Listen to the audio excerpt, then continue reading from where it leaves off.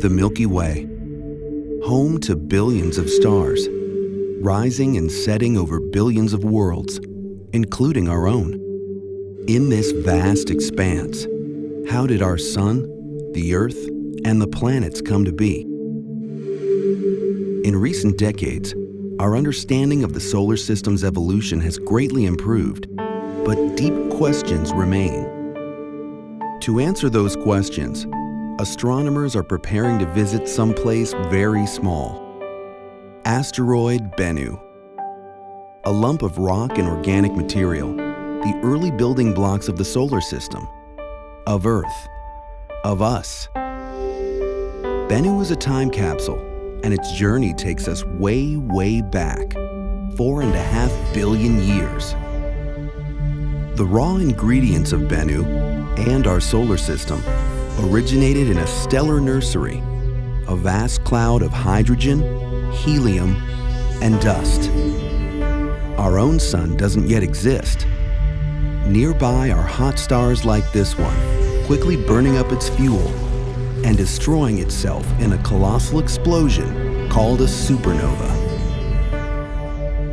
The explosion destabilizes our cloud, causing it to collapse. In the geologic blink of an eye, 100,000 years, gravity and angular momentum flatten the cloud into a swirling disk. In the center, where molecules crash together tightest, a protostar revs up to incredible pressures and temperatures. Deep within the disk, clumps of dust not much larger than a grain of wheat are flash heated into droplets of molten rock, called chondrules. The source of this heat remains a mystery. Chondrules are destined to become the building blocks of the solar system. Coaxed by gravity and turbulence, the chondrules clump. They grow into the first asteroids, into mountains, into planets. The asteroids are rubble piles of rock, metal, ice, and organics.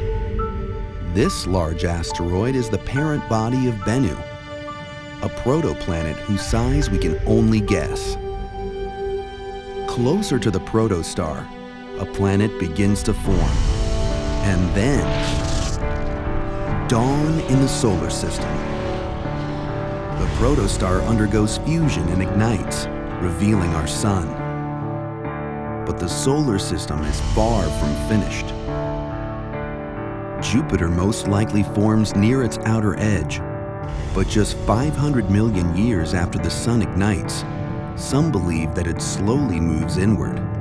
Its massive gravity ripples the asteroid belt, disrupting countless asteroids and comets, flinging them toward the sun.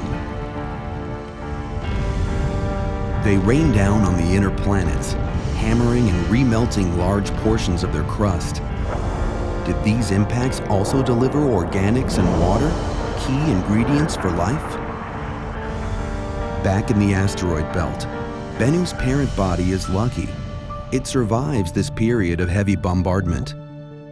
The solar system cools and calms. Jupiter and its many moons assume the orbits that we see today. Billions of years of quiet follow, more or less. Then 1 billion years ago, one theory suggests a collision shatters the protoplanet.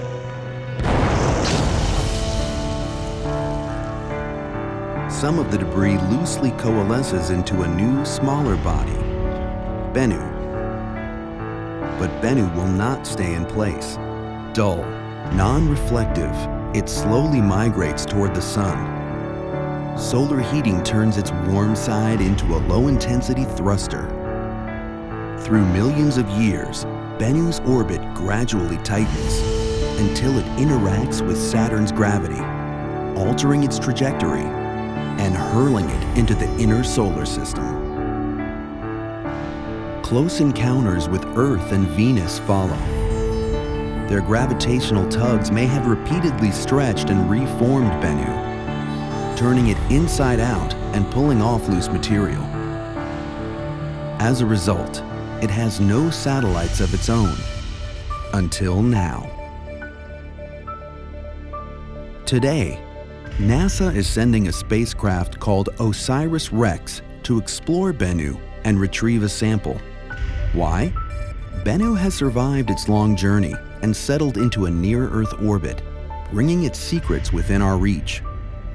Now it is ready to teach us more about the solar system's history, its formation, its evolution, and our own place among the stars.